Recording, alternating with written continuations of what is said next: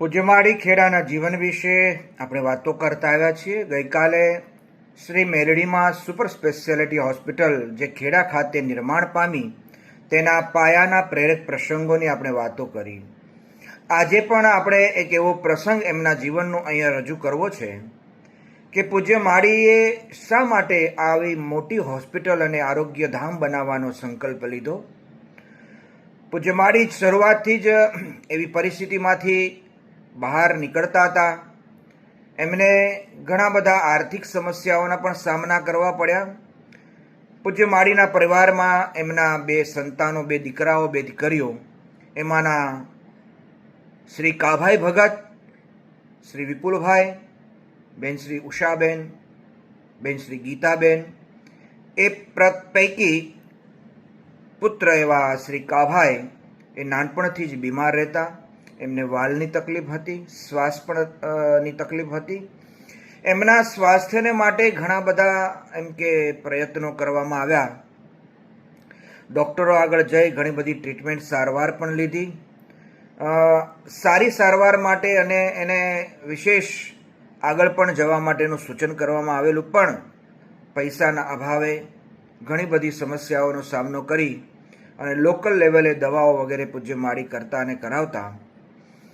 તો એ સમયે કરમસદ મુકામે એક હોસ્પિટલમાં કાભાઈ ભગતની સારવાર ચાલતી અને ત્યાં ડૉક્ટરશ્રીની દવા લઈ,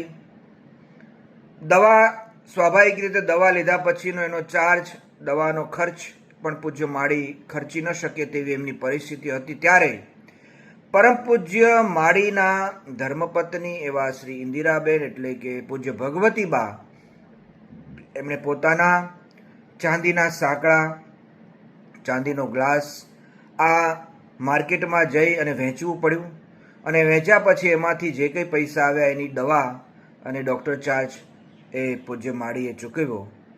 ત્યારે પણ બહુ ખિન્ન મગજથી, વિચારોથી એમને લાગી આવતું કે આટલી વિકટ પરિસ્થિતિમાં મારે શું કરવાનું, પણ છતાં એ ડગ્યા નહીં।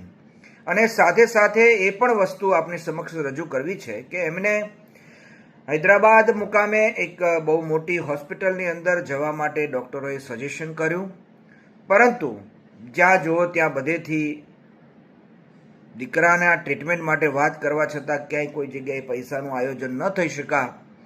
અને અંતમાં એવું બને છે કે પૂજ્યમાળીના વાલસોયા સુપુત્ર એવા ચિરંજીવી કાભાઈ ભગતને આ દુનિયામાંથી અણધારી વિદાય લેવી પડી। એ સમયે પૂજ્યમાળીને ખૂબ દુઃખ થયું અને થાય જ, સ્વાભાવિક છે કે કોઈ પણ માણસ હોય, એમનો પોતાનો નાની ઉંમરનો દીકરો એક સારવારના અભાવે, પૈસા ન હોવાથી, ટ્રીટમેન્ટ ન આપી શકવાથી દીકરાને જીવ ગુમાવવો પડે।